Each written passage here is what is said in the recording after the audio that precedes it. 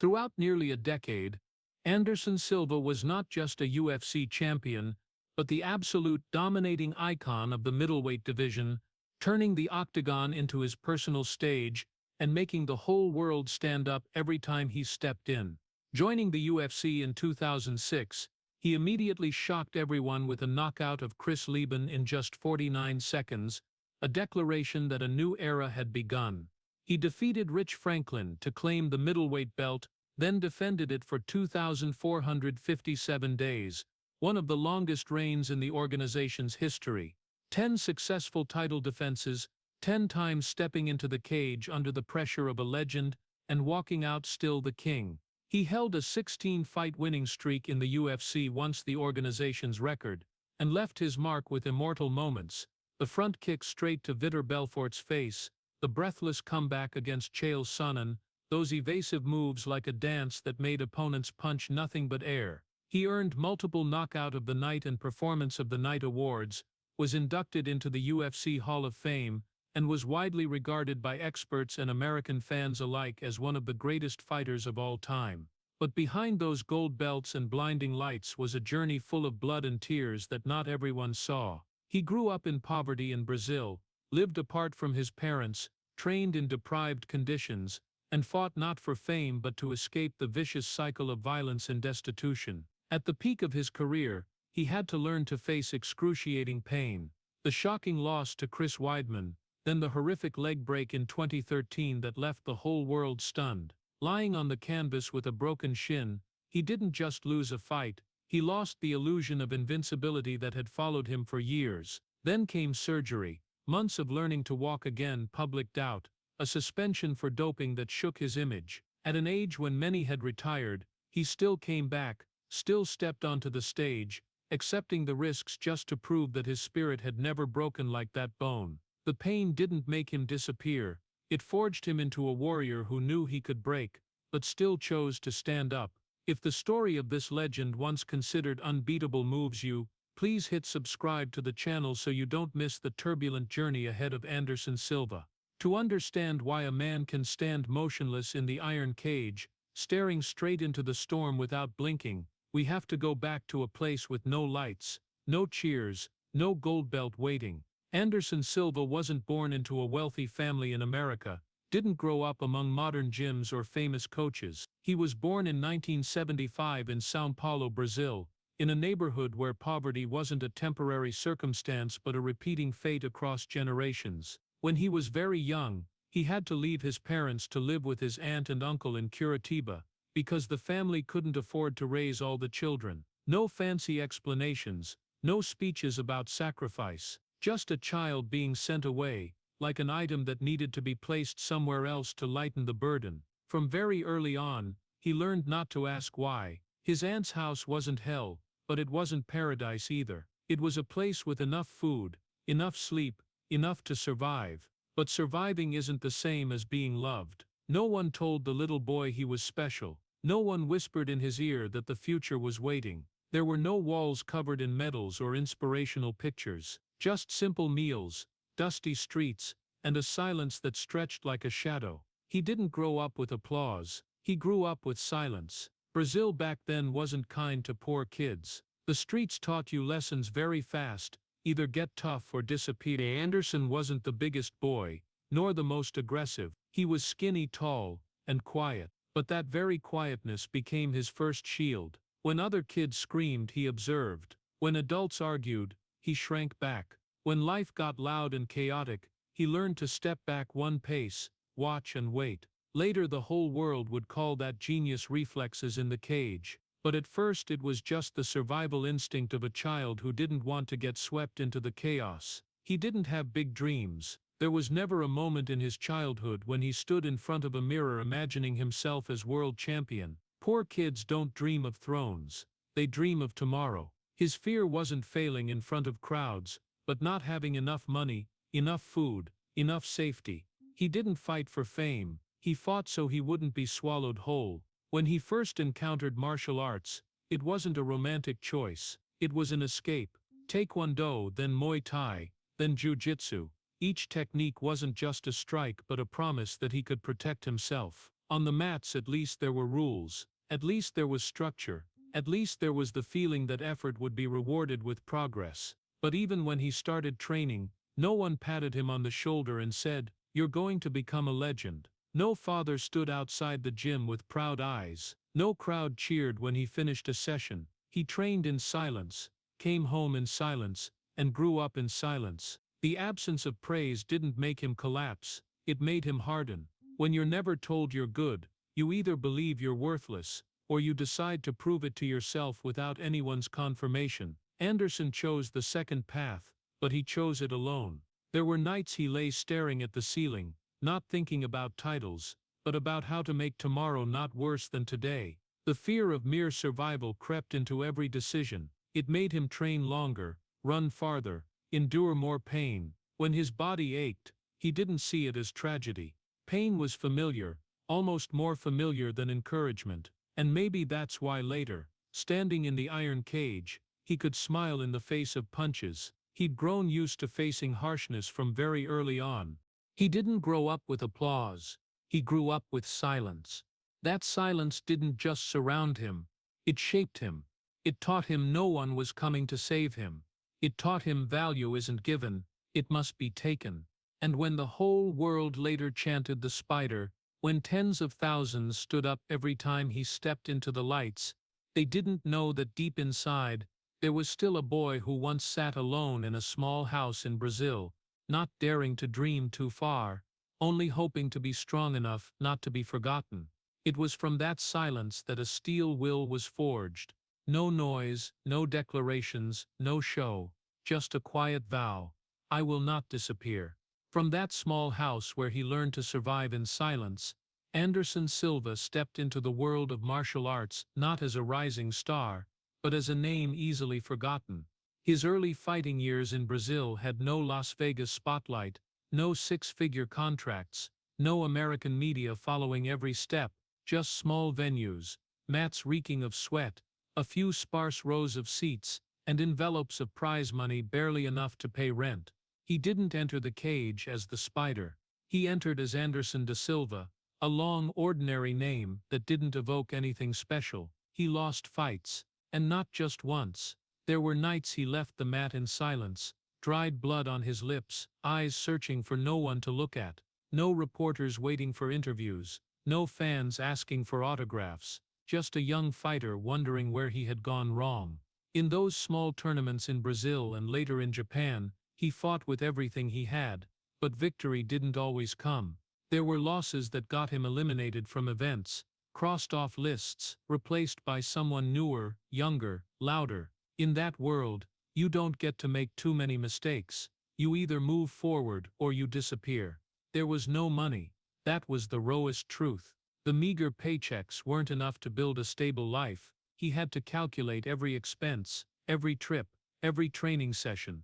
At times he trained in deprived conditions, not because he wanted to suffer like some legend, but because there was no other choice. While other fighters had support teams and nutrition experts, he had willpower and an unfinished body.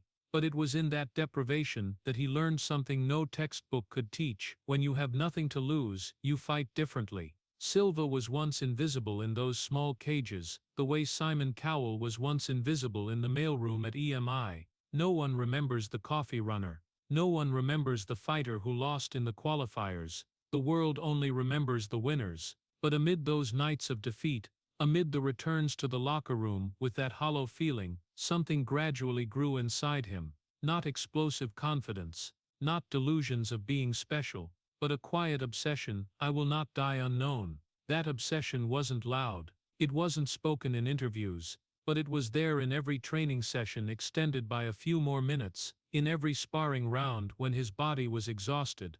But he refused to stop.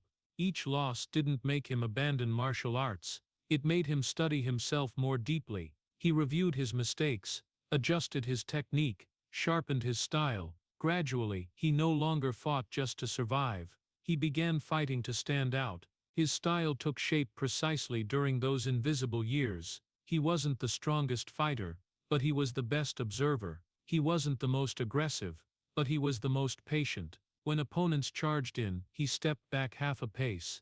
When they thought they had reached him, the counter came like a reminder that he had never left the fight. The sparse crowds started noticing something strange. That skinny man fought as if he could see the future ahead of time. But the world still didn't care. He still had no big contracts, still no call from America, still no belt to prove he was different. There were moments when opportunity came and went as quick as a blink, a promise that never materialized, a big fight cancelled, an organizer changing plans. Those moments could make a person quit, but for Anderson, they only reinforced the silent vow, "I will not die unknown." He understood that to escape the invisible circle, he didn't just need to win, he needed to impress. He needed to do something that made people unable to turn away. And so the knockouts started appearing more frequently. The victories became more decisive. He didn't just beat opponents, he made them look helpless. From those small cages in Brazil, his name gradually got mentioned more in martial arts forums. Still not a star, but no longer completely forgotten. Every time he walked off the mat, he didn't raise his hands too high for too long. No over-the-top celebrations. His joy was always mixed with vigilance, as if he knew everything could vanish at any moment, because he had been at the bottom, had tasted being eliminated, being forgotten, and it was that memory that kept him from ever allowing complacency. If the world ever truly noticed one day, he wanted to be ready. If a big opportunity opened, he wanted no longer to be the boy who grew up in silence, but the man who had endured long enough to seize it. During those years, Anderson Silva was not a legend, he was a name trying to survive. But sometimes it's precisely those invisible years that decide who a person will become. No applause, no fat contracts, no lights, just a will that refused to disappear. And from deep within that silence, an affirmation rang out, not for the world, but for himself, "I will not die unknown." And then the opportunity he had waited for through all those invisible years finally arrived, not like a miracle, but like a narrow door that opens only for a moment. In 2006, Anderson Silva signed with the UFC, the biggest MMA organization in the world, the place every fighter dreamed of stepping into. To American audiences, the name was almost unknown. No massive promotional campaign, no ready-made fairy tale story. Just a Brazilian fighter brought in as a last-minute replacement to face Chris Weidman, a more familiar name to American fans, known for being tough and durable. Most people thought it was just a warm-up fight, a stepping stone for someone else. But in 49 seconds, every prediction collapsed. When the bell rang, Anderson didn't charge in like someone desperate to prove something. He moved lightly, almost indifferently. Weidman threw powerful, determined punches, but each time, Anderson just leaned, slipped aside, evaded with minimal movement, as if he had already seen the path of the punch coming. Then suddenly, a chain of precise cold counters ended with a knockout that dropped Weidman to the canvas. The entire arena went silent for a few seconds before erupting. American audiences had just witnessed something they'd never seen. A fighter who didn't just win, but won with a terrifying calm. That was the moment America met the Spider. The media started digging into his record. Analysts replayed the video over and over as if searching for an explanation. How could someone look so composed amid the chaos? How could a fight expected to go multiple rounds end in under a minute? That night, the name Anderson Silva was no longer unknown. It was mentioned on sports shows, on forums, in heated conversations among fans. But amid all that noise, Anderson didn't smile too much. He didn't run circles around the cage. No screaming, no chest-thumping pride. When the interviewer held the mic toward him, he answered briefly, voice low, eyes not drunk on victory. As if he had waited for this too long to be surprised. As if that win wasn't the peak, but just a debt finally paid. To many people, that was the night he became a star. To him, it was the night he took one step closer to that silent vow from years ago. I will not die unknown, but not to brag, not to be loved. He won like a man paying off a debt from the past, paying off the years of poverty, paying off the times he was eliminated, paying off the silence that enveloped his childhood. Every strike he threw wasn't just aimed at the opponent in front of him, but at every moment he had ever been overlooked. After that shocking debut, The UFC quickly put him in a middleweight title fight against Rich Franklin, the reigning champion, America's pride at the time. Most experts remained cautious. A 49-second knockout could be a flash in the pan, but to dethrone a champion took more than that. But when the fight happened, Anderson once again made every doubt vanish. Razor-sharp Muay Thai clinches, chillingly precise strikes, and Franklin, the symbol of consistency, gradually overwhelmed, then defeated. When the belt was placed in his hands, the crowd rose again. A new era had just begun, and still, he didn't smile too much. He didn't talk too much. No long speech about dreams coming true, just a nod, a deep gaze, as if he understood that this peak was more fragile than people thought, as if he knew everything could disappear as quickly as it arrived.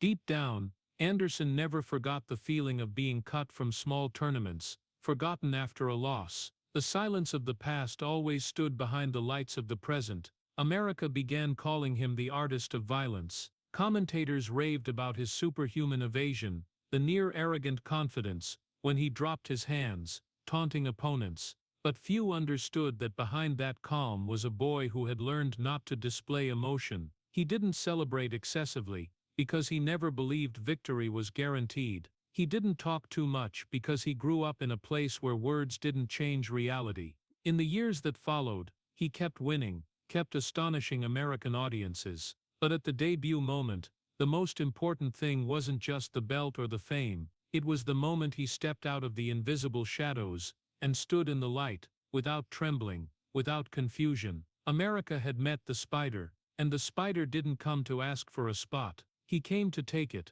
not with screams, but with the powerful silence of a man who had waited too long to finally be seen. And then what America thought was just a flash in the pan turned into a dynasty. Anderson Silva didn't just win the belt, he held it as if it had always belonged to him before the world even realized. The rematch with Rich Franklin wasn't confirmation, it was a declaration. Once again, the cold Muay Thai clinches, the ruthless knees, the near-perfect precision made Franklin fall. That wasn't just a win, that was control, total control. But the Spider's true reign wasn't built on safety, it was built on something beautiful to the point of cruelty. People started realizing, he didn't just beat opponents, he confused them, he made them doubt themselves. He dropped his hands, relaxed his shoulders, shook his head lightly when opponents threw strikes, as if saying not enough. Punches grazed his face by inches, and he smiled. The crowd held its breath.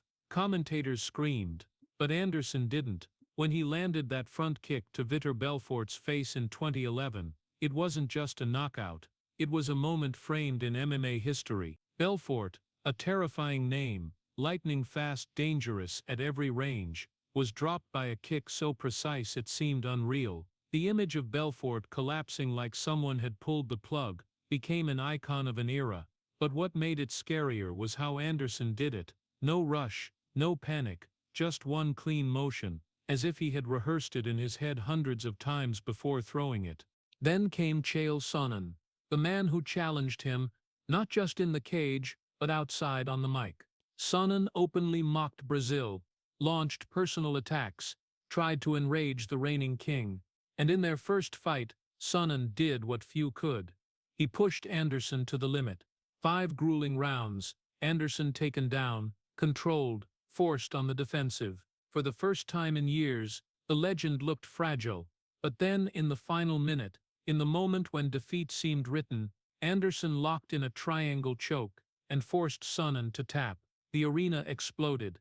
The legend survived, and survived in the most dramatic way possible. After that fight, the superhero illusion began to form more clearly than ever, not just because he won, but because he always found a way to win, even when backed into a corner. Gradually, he wasn't just fighting, he was performing. He dropped his hands, tilted his head, rolled his shoulders, evaded strikes by fractions like a dancer on a wooden floor. Every time an opponent charged, he stepped back half a pace, letting them punch air, and American audiences loved it.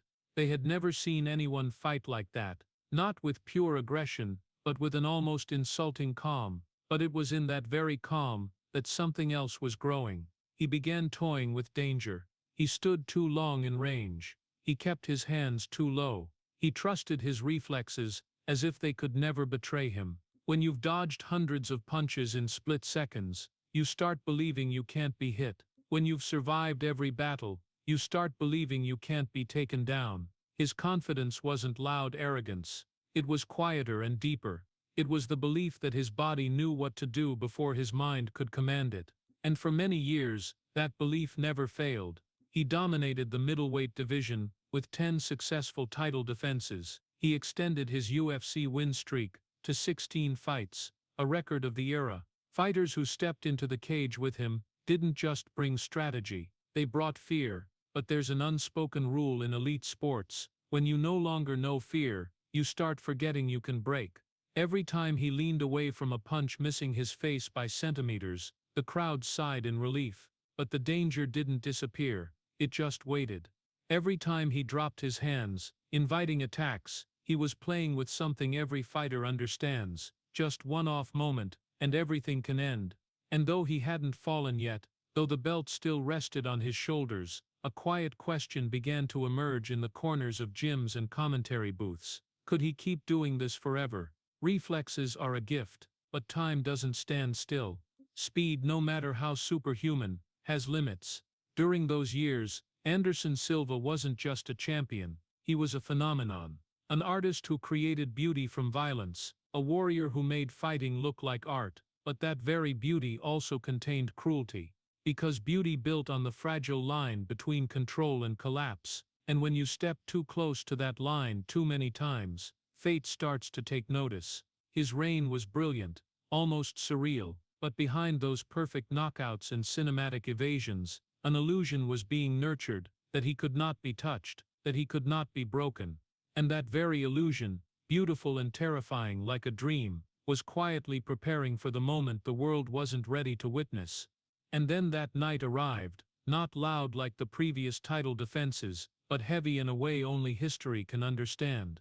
July 2013, Anderson Silva stepped into the cage, facing Chris Weidman, a young confident fighter, who was almost unknown compared to the dominating legend.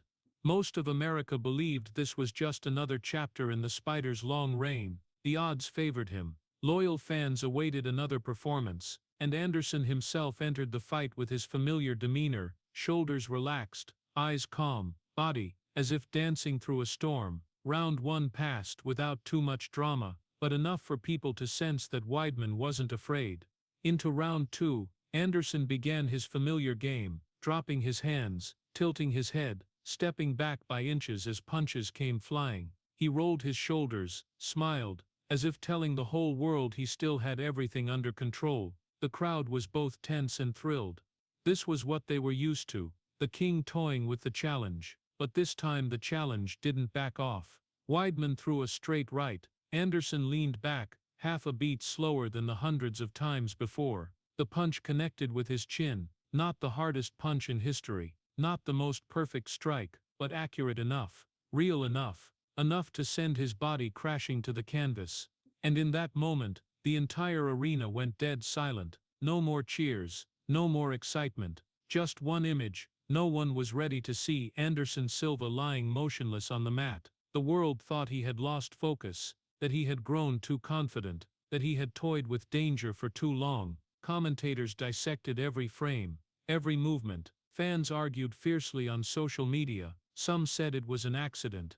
Some said it was the price of arrogance. But for Anderson, the pain wasn't in the punch, not in the loss, not in losing the belt after nearly 7 years of dominance. The pain was in the moment that followed, when he watched the replay, when he saw himself fall, when he saw his body, once considered untouchable, lying still in front of millions. For the first time, he saw himself from the outside, not the king, not the Spider, but a human who could be taken down.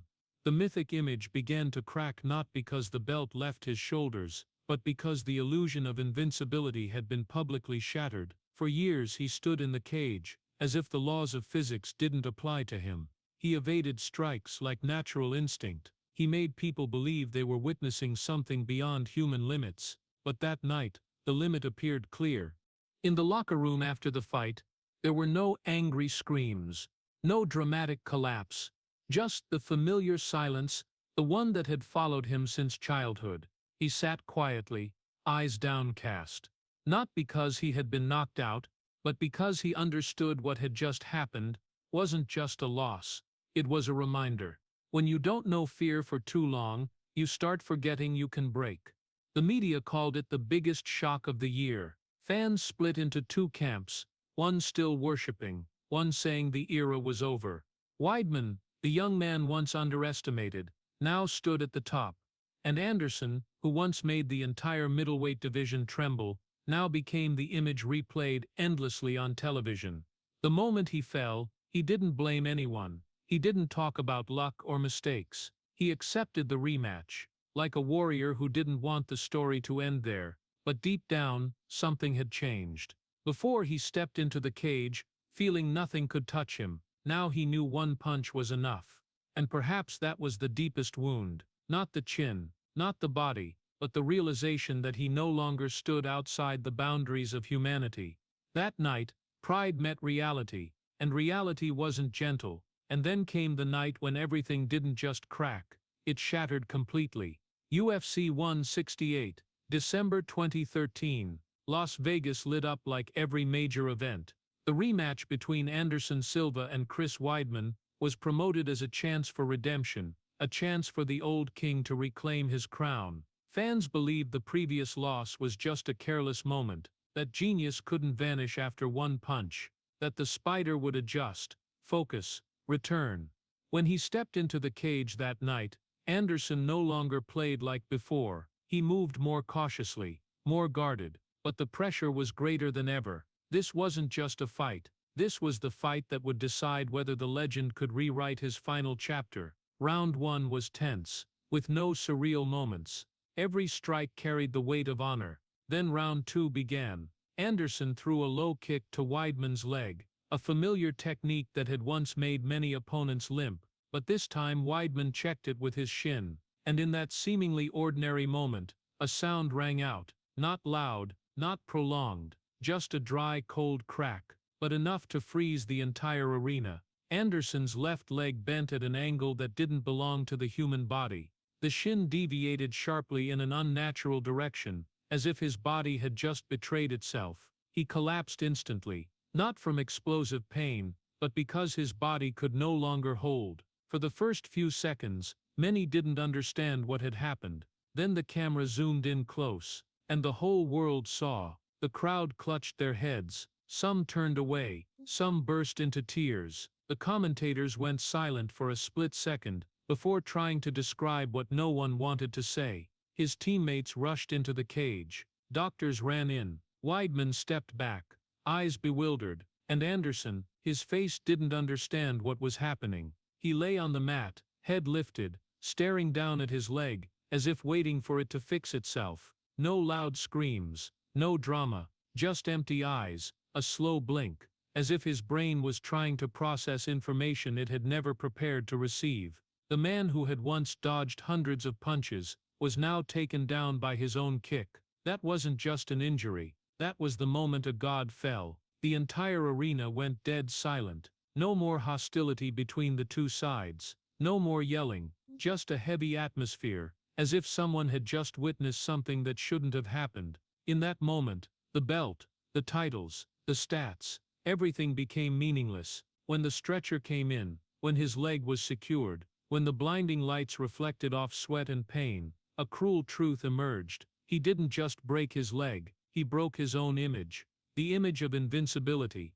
The image of a body reacting faster than thought. The image of the spider that could not be broken. All of it shattered in an instant. Cut to the hospital. The cold operating room. Pale white lights. Doctors talked about a compound fracture of the tibia and fibula, about needing to insert a metal rod into the shin to hold the bone in place. 6 hours of surgery. Medical terms replaced the roar of the arena. When he woke up, he didn't hear the crowd, just the steady beep of the heart monitor. His leg was heavily bandaged. A metal rod lay inside his body, like a permanent reminder that he was no longer whole as before. That first night in the hospital was longer than any round he had ever fought, not because of the physical pain, though it was intense, but because the silence returned, like his childhood, like those invisible years, but this time he was no longer the poor boy, he was the legend who had just fallen in front of millions. There were questions no one dared ask him directly,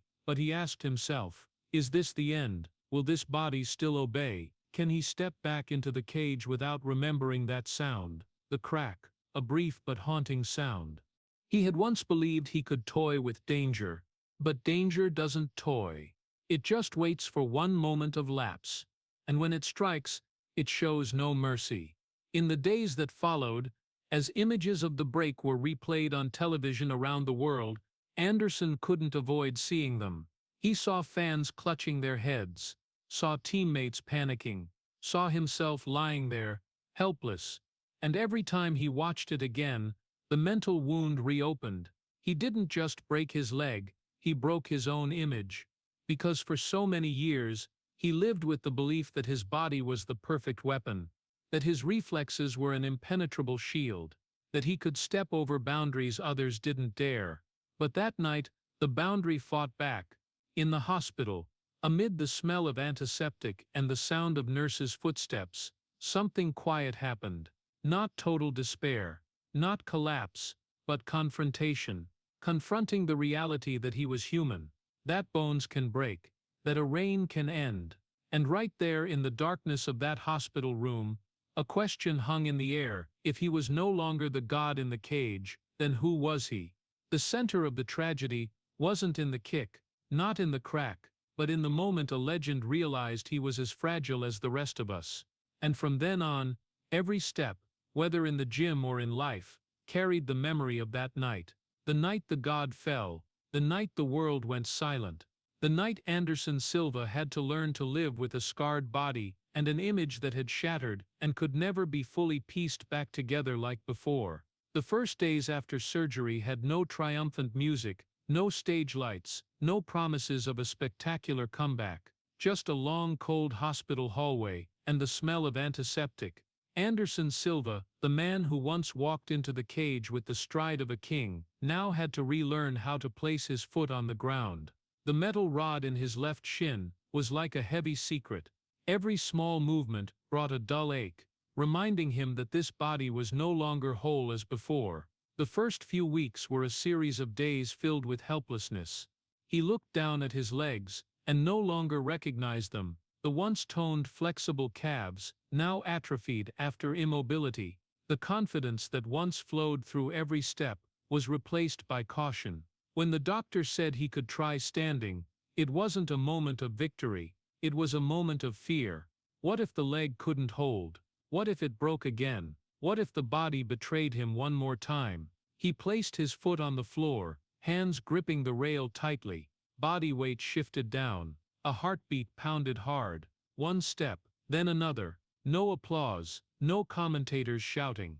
But for him it was the longest fight of his life. When he began rehabilitation, each session stretched for hours, like a psychological challenge, more than a physical one. Physical therapists guided him through flexing, lifting his leg, rotating his ankle. Simple movements he once did unconsciously now became difficult tasks. Sweat poured not from intensity, but from pressure. He didn't talk much in the gym, no complaints, no whining, just quietly followed every instruction, repeating each motion like a silent prayer. Then came the day he tried kicking the air again. It wasn't a high kick, it wasn't a powerful kick, just a light, slow motion.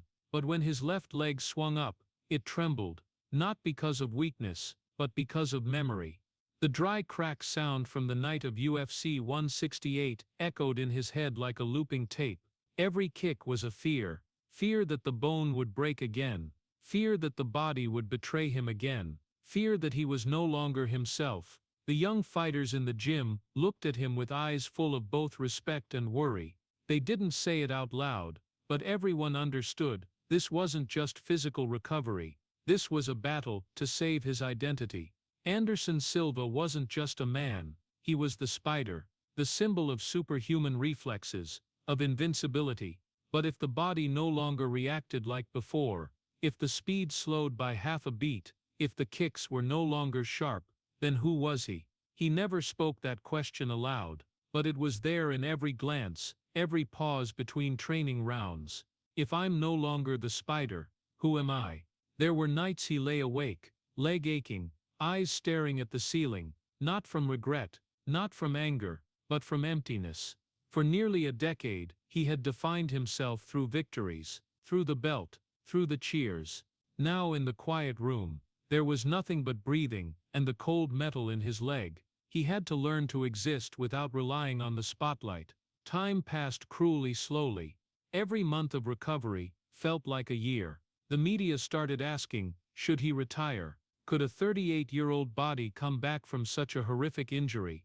Some said he had done enough, built a legacy, proved everything, but those suggestions didn't comfort him. They made him feel like a closed chapter, and he wasn't ready to become the past. When he could finally train at higher intensity, he began light sparring. Every punch thrown by an opponent made his heart beat faster than usual, not from pain, but from memory. But gradually, the body started remembering. Reflexes returned, slow but steady. Each session passed without incident. Confidence grew a little. That year was longer than any before it, longer than the 16-fight win streak, longer than the 2,457 days holding the belt, because this was the year he wasn't fighting opponents, but himself, with fear, with doubt, with the question of identity. He didn't talk much to the press, no promises of coming back stronger than ever. He just worked, quietly, like the boy who grew up in silence long ago. But this time the silence wasn't helplessness, it was determination.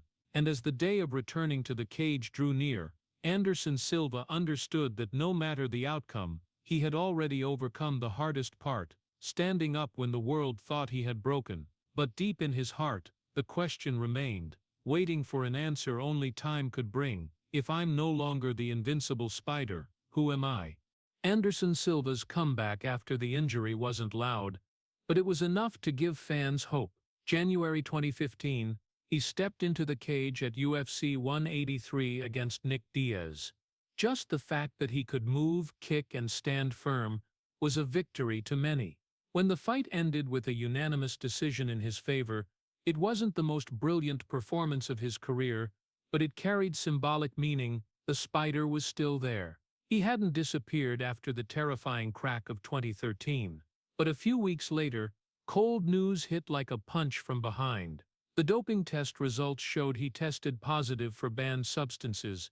The announcement spread faster than any knockout he had ever thrown. American media shifted from the story of extraordinary comeback to did the legend cheat? Sports analysis shows no longer talked about technique, but about chemicals. Those who once called him the GOAT now put question marks next to his name. Anderson maintained his innocence, saying he never intentionally used performance-enhancing substances. He explained about supplements, possible cross-contamination, misunderstandings, but in the age of social media and skepticism, explanations rarely suffice. The Nevada Athletic Commission suspended him for 1 year. The win over Diaz was overturned to a no contest, and once again he stood under the lights, not as champion, but as the accused. More painful than the broken leg. When the leg broke, the pain was physical, clear, visible, X-rayable, surgical. But this time the wound was in a place no bandage could cover. People no longer looked at him as a legend, they looked at him as a question mark. Comments flooded in, was that why he was so strong? Were those superhuman dodges aided by something else? Was that reign clean? Each question cut like a slice into the legacy he built over nearly a decade. No one could erase the 16 consecutive wins, the 10 title defenses, but now beside those numbers was a shadow. He didn't appear much in the media during the suspension, no long press conferences, no loud protests, just a man quietly training, waiting for time to pass. But inside the turmoil was no less. If I'm no longer the invincible Spider, who am I? The question from the previous year was now replaced by another, if people don't believe me, who am I? In the gym he still worked as before, but the eyes of others had changed. Not open contempt, but caution, hesitation, an invisible distance. That was what hurt him the most. He could take punches, he could endure surgery, but doubt suffocated him.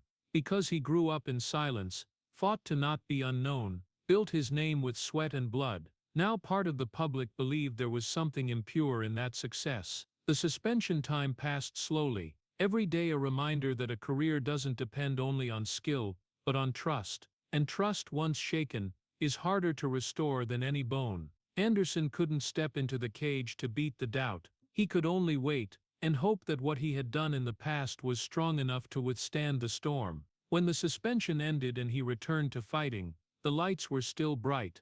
The crowd still cheered.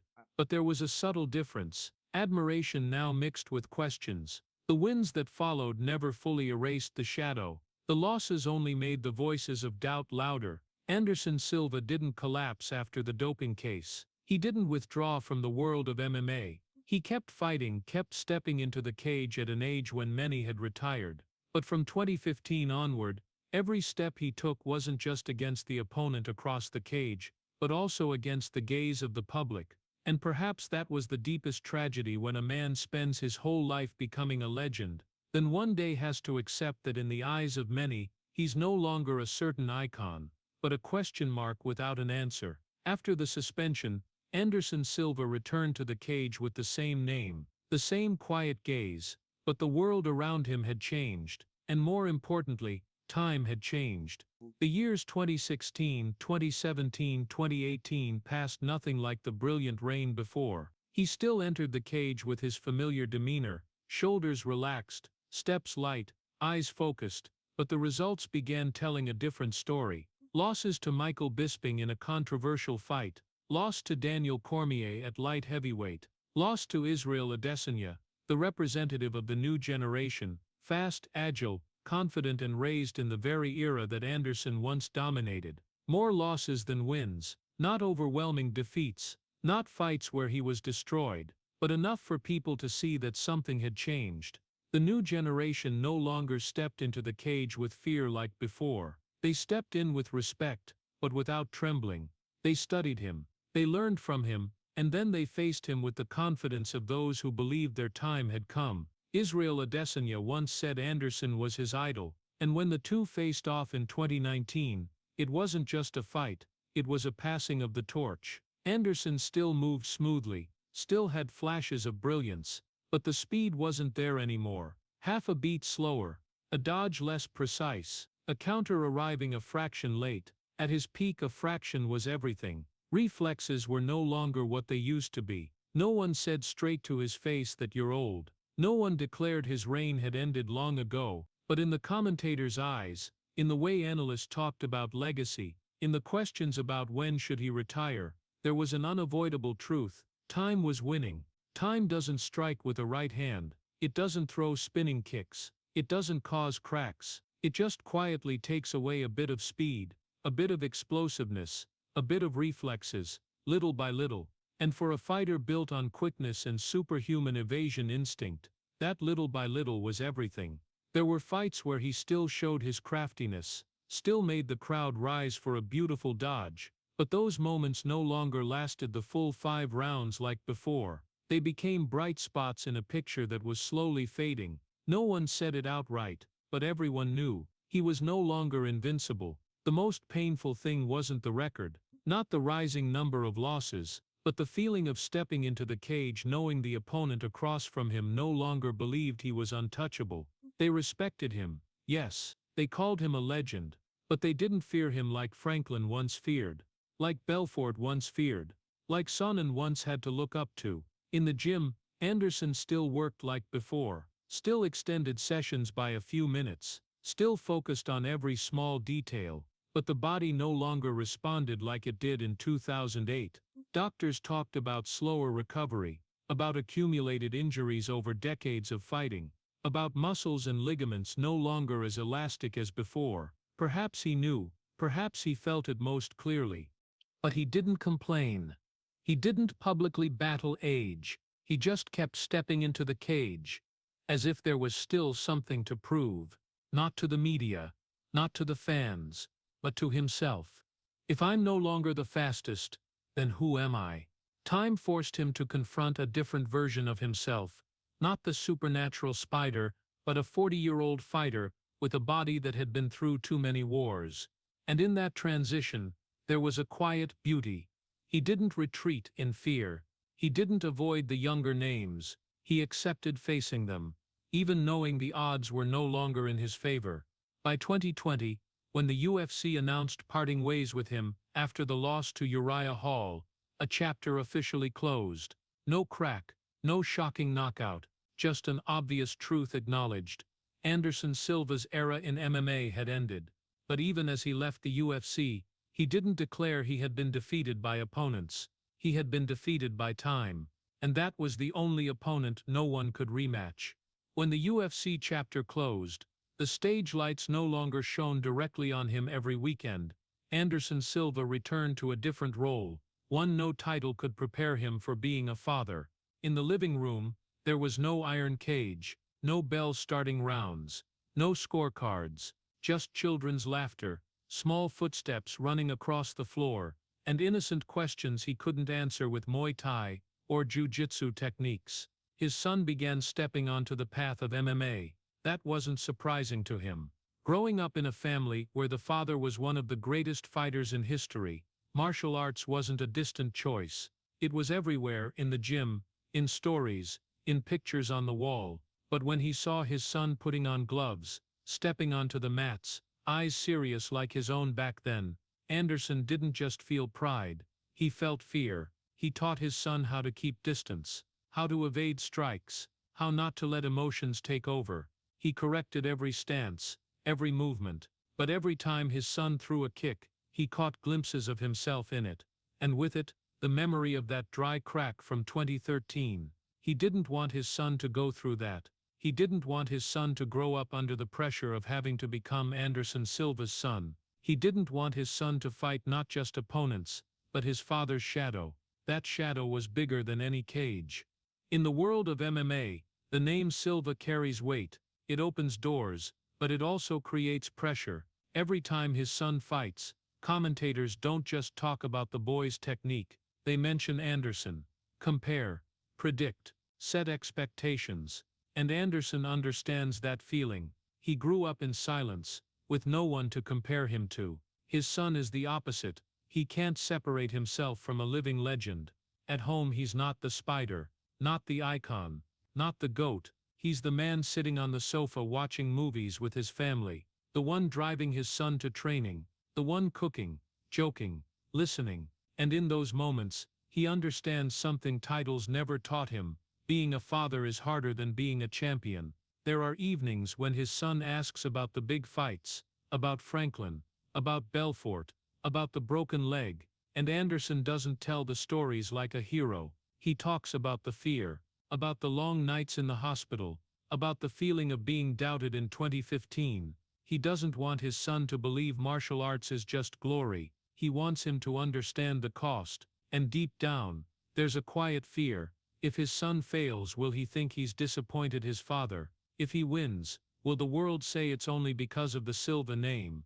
How does a child pursue passion without being crushed by a legacy? He teaches his son that victory doesn't define a person. He reminds him that if one day he doesn't want to continue, that's okay too, because he knows the feeling of being trapped in an image created by others. He was once a god in the public's eyes, and when he fell, he understood how fragile that image really was. In the gym, he can correct a kick, but he can't control the world outside. He can't stop the media from calling his son the next version. He can only stand by his side, as a father, not as a legend, and perhaps that's what changed him the most. In the cage, he once knew no fear, but watching his son step onto the mats, his heart beats faster than in any title fight, not because he doubts his son's ability, but because he knows what martial arts can take away. It can bring fame, but it can also bring injury, doubt, pain. He doesn't want his son to go through the pain he endured.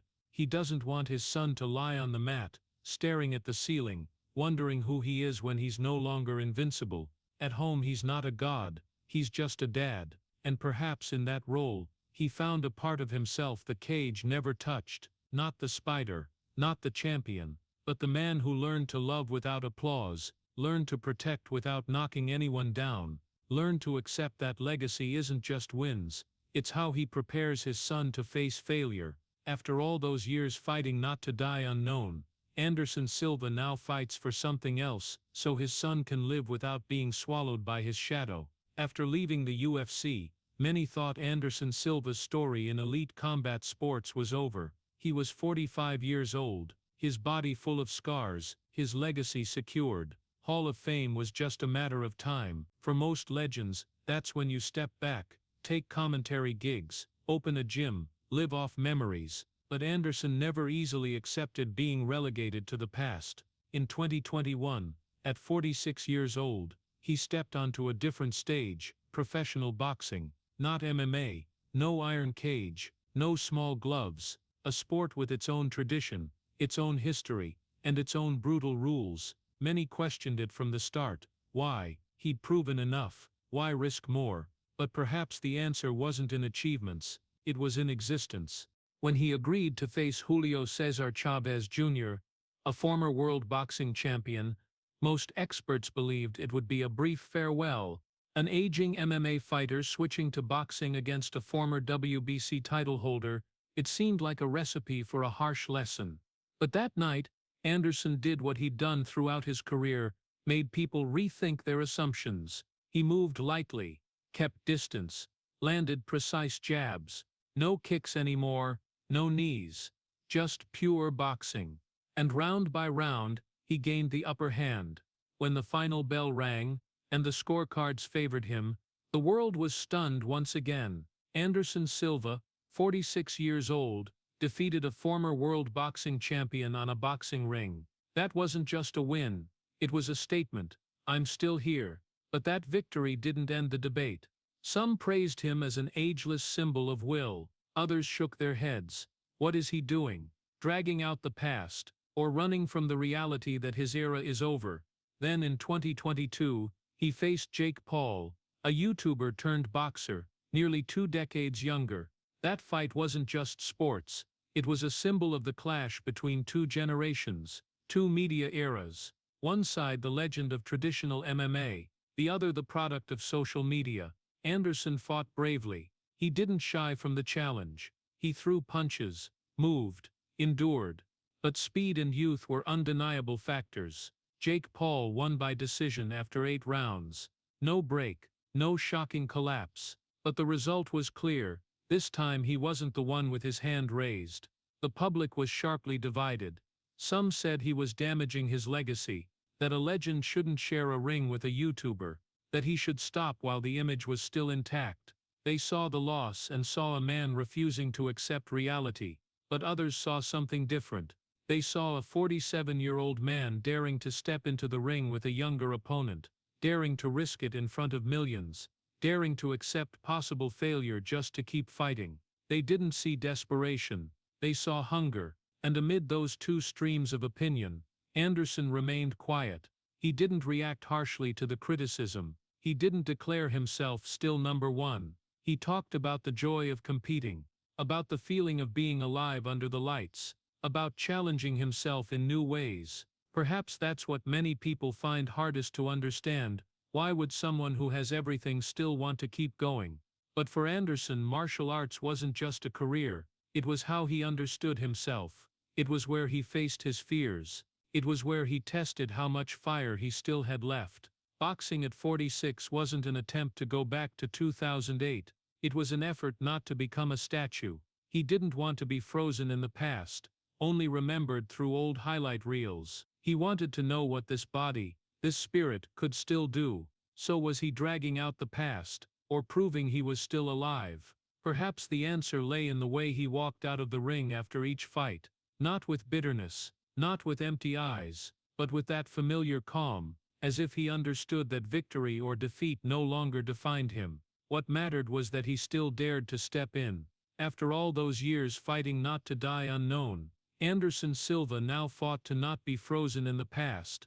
And no matter how much the public debated, one thing couldn't be denied. At an age when many had given up challenges, he was still willing to stand under the lights, accept the risks, just to remind the whole world, and perhaps himself, that he still existed. Time never knocks before entering. It just quietly sits down in the body, claiming every joint, every muscle fiber, every breath. When Anderson Silva reached 50 years old, he no longer stood under brilliant lights every weekend. No longer the roar of tens of thousands when entrance music hit the cage. No longer stats flashing on giant screens. Now the loudest sound he heard every morning was the creaking of his knees when he got out of bed. Knees aching in the morning. Not the dramatic pain like the night of UFC 168. Not something that made the whole world go silent. Just a slow, dull, persistent ache. The pain of a body that had endured decades of collisions. When he walked down the stairs, he held the railing, not because he was weak, but because he was wise.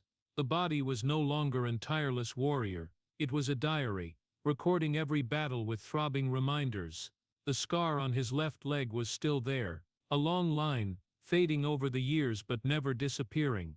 Every time he looked down, he remembered the crack, remembered fans clutching their heads, remembered the metal rod that once lived in his shin. Those scars no longer made him angry. They just reminded him that he had lived an extraordinary life. The gym was still there, but the intensity had changed. No more brutal sparring sessions lasting hours. No more full-power kicks as if there was no tomorrow. Now he trained lighter, focused on flexibility, on balance, on keeping the body moving smoothly rather than pushing limits. There were days he trained just to sweat, to remind his body it could still move, not to prepare for a title fight. And the silence returned. No more arena roars, no more entrance music, no more lights. Just the soft sway of the heavy bag after each punch, the squeak of shoes on the mat, steady breathing in the wide room. To many that might be peace, but for someone who once lived in the noise of the pinnacle, the silence could sometimes feel heavier than any crack from years ago. At 50, Anderson no longer fought opponents in the iron cage. He fought something more invisible, memory and oblivion. The world of martial arts kept moving forward. New names emerged. New champions were celebrated. New highlights flooded social media. Kids watching MMA today might know Israel Adesanya, Alex Pereira, but they didn't live through the fights against Franklin or Belfort. Time doesn't just slow reflexes, it blurs collective memory. There were afternoons when he sat alone and re-watched old videos. The image of him dodging Sonnen, the kick to Belfort, the 16-fight win streak, the thunderous cheers. He didn't watch with smugness. He watched like someone verifying that it really happened. He wasn't afraid of death. After all the battles, the punches, the nights lying on the mat staring at the ceiling, he understood death wasn't the scariest thing. He had seen the limits of the body, heard his own bone break, walked through doubt, through suspension, through defeat. He was afraid of being forgotten, afraid that one day the name Anderson Silva would be just a small line in a Hall of Fame list, afraid that what he endured, what he built, would be swallowed by the ruthless pace of modern sports, afraid that the Spider would become just a nickname mentioned in trivia questions. But that fear didn't make him chase the lights at any cost. It made him seek different meaning. He started getting more involved in coaching, sharing experience with young fighters, telling them not just about wins but about losses, not just about titles, but about the price. He understood that legacy isn't just in highlights, it's in the people he inspires. At home, watching his son grow up, he understood that not everything has to be recorded with cheers. There are victories without an audience, like waking up every morning even with aching knees, like continuing to train even knowing he'll never fight for a belt again, like accepting that the body has changed, but the spirit remains. At 50, the body spoke louder than ever. It reminded him of limits, of time, of the years gone by, but it also reminded him that he had lived fully in every one of those years. And perhaps what truly made Anderson Silva at peace wasn't the memory of victories. It was the truth that no matter how far the world moved on, no matter what new names appeared, he had once stood at the center of an era. He had once made all of America stand up. He had once turned the iron cage into an art stage. The roars may have quieted, the lights may have dimmed, but in the silence of 50, there was still a man who knew exactly who he had been, and was still finding ways to ensure that story wouldn't be erased by time. And then the moment the whole world had once waited for arrived. Anderson Silva was inducted into the UFC Hall of Fame. A formal ceremony, softer lights than title fight nights, but still bright enough to illuminate every line on his face. Highlight videos played on the big screen, the kick to Belfort, the comeback against Sonnen, the 16-fight win streak. The crowd rose to applaud, old colleagues smiled. Names that once opposed him now became witnesses to an era. He stepped onto the stage in a sharp suit, no fighting shorts, no hand wraps, no sweat rolling down his forehead. When the MC called his name, the applause rang long and warm, an official acknowledgement. He wasn't just a champion, he was history. But in that moment, there was a quiet truth that only he truly felt. No more iron cage, no more bells starting rounds, no more life or death feeling hanging between heartbeats. The Hall of Fame title is the highest honor a fighter can receive. It affirms that what he did will be remembered, that the name Anderson Silva won't be erased from MMA history. But when he stood on that stage, his heart didn't race like it did when he stepped through the cage door years ago. The award didn't make his heart pound like before. Applause is different from roars. Applause is respectful, subdued, almost solemn. The roars in the arena were wild, explosive, chaotic, the kind that sent adrenaline surging through the blood. On the Hall of Fame stage, he was honored for what had passed. In the iron cage, he was challenged for what was happening. He looked down at the audience, where young fighters stood at their peak. They would step into the cage this weekend. They would hear the roars he once heard. They would feel fear and excitement mixing in their chests. And he now stood outside that circle. There was a gentle melancholy, not dramatic, not loud, just the realization that a chapter had truly closed. The Hall of Fame wasn't a door opening to new fights. It was a marker saying the journey was complete. When he held the plaque, the lights reflected off the shiny metal.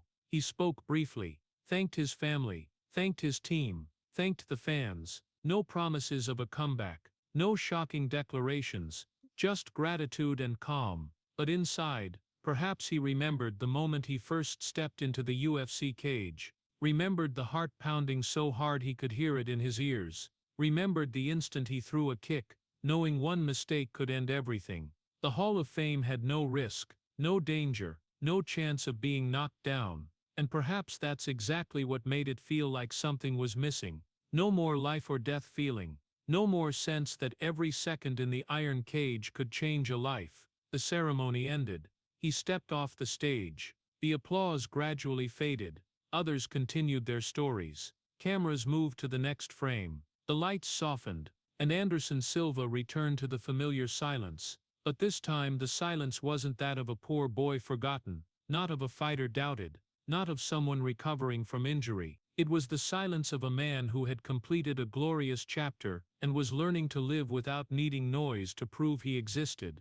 The Hall of Fame ensured he would be remembered, but it also confirmed that his time in the iron cage had truly ended. And in that contrast, between honor and absence, between applause and no more roars, Anderson Silva stood quietly, understanding that some victories no longer made the heart race like before, but were still deep enough to remind him he had once lived a life few dared to live. The Hall of Fame closed one chapter, but it didn't close the biggest question Anderson Silva's life posed. What makes a legend? Is it never losing, never breaking, never being wrong? If so, he failed long ago. He lost to Chris Weidman. He heard his own bone break in front of millions. He was suspended, doubted, questioned next to his name. He lost more in the later years of his career. He stepped down from the peak and couldn't climb back the way he once did. But perhaps that's exactly why his story isn't a fairy tale. It's tragic and heroic. Anderson Silva wasn't immortal. He wasn't someone who couldn't be hit. He wasn't a body that couldn't break. He wasn't a stone statue standing outside time. He was a human who stepped into the cage with all the risks the iron brought, and accepted them. Still stepped into the cage knowing he could break. After UFC 168, no one could have blamed him if he announced retirement. After the 2015 suspension, no one would have been surprised if he withdrew quietly. After losses to the younger generation, no one could have objected if he stopped. But he didn't choose the safe path. He chose to continue. Not for money, not for fame, but because that's how he faced himself through action. Still training when he knew the body wasn't what it used to be. At 40, 45, 50, every session was no longer preparation for the peak. It was a conversation with time. Knees aching, shoulders stiff, reflexes half a beat slower. But he still laced up his shoes, still wrapped his hands, still punched the bag as if challenging his own limits. Not to prove to the world he was still strong, but to prove to himself he hadn't surrendered. Still standing when the whole world thought he should sit down. There were comments saying he should have stopped after the Weidman loss, after the Jake Paul loss, after the UFC goodbye. But Anderson never let outside voices decide when it ended. He chose his moment, he chose his way. And even when he was no longer champion, he still stood with the calm of someone who had weathered enough storms to understand his worth wasn't in the scorecard. What made his story moving wasn't perfection, it was the acceptance of fragility. He didn't hide the scar on his leg, didn't deny the losses, didn't erase the question marks. He lived with them, as part of himself. Throughout that journey, he was called the GOAT, the artist of violence, the king of middleweight. But perhaps his greatest title wasn't in the numbers, it was in daring to live fully with every consequence of his choices. Because a true legend isn't someone who never falls, a legend is someone who stands up, even knowing they might fall again. At 50, Anderson Silva is no longer invincible, he is no longer the nightmare that made the entire middleweight division tremble, but he is proof of something deeper, that glory and fragility can exist in the same person. He isn't a god. He is just a man who dared to step into the most dangerous place, over and over again. And perhaps that's what makes his story touch people's hearts, not because he never bled, but because he kept going after he bled. Even gods bleed. And when they bleed, we finally see they were human all along. Anderson Silva's story doesn't just inspire admiration, it chokes people up. We once watched him stand in the UFC arena, knocking out Chris Weidman in 49 seconds, landing that legendary kick on Vitor Belfort, surviving Chael Sonnen in the final minute, moments that made America believe they were seeing something beyond human limits. But the image of him lying motionless at UFC 168, shin broken at a horrifying angle, is what truly made the legend human. More painful than the crack was when he had to re-watch the footage and see himself fall. Then the 2015 suspension shook his image, turning the public from seeing him as a certain icon to a question mark. And in the years that followed, when he lost more than he won, when reflexes slowed by half a beat, when knees ached every morning at 50, we understood that time is the opponent no one beats. But what commands respect isn't that he never lost, it's that he still stepped into the cage knowing he could break, still trained when the body wasn't what it used to be, still stood when the whole world thought he should sit down. For Americans, a society that celebrates success and competition, this story is a profound reminder: a person's worth isn't in always winning, but in how they face defeat. In business, in sports, in family, we all have our own UFC 168, the moment of public fall. But it's the resilience, the honesty with mistakes, and the courage to keep moving forward that build lasting legacy. Anderson Silva didn't teach us how to be immortal, he taught us how to be human when the spotlight fades. If Anderson Silva's journey full of glory and wounds makes you reflect, please hit subscribe to the channel so we can continue exploring other legends behind the spotlight together. Thank you for watching to the end, and see you in the next video, where we'll keep telling stories not just about victories, but about resilience and humanity.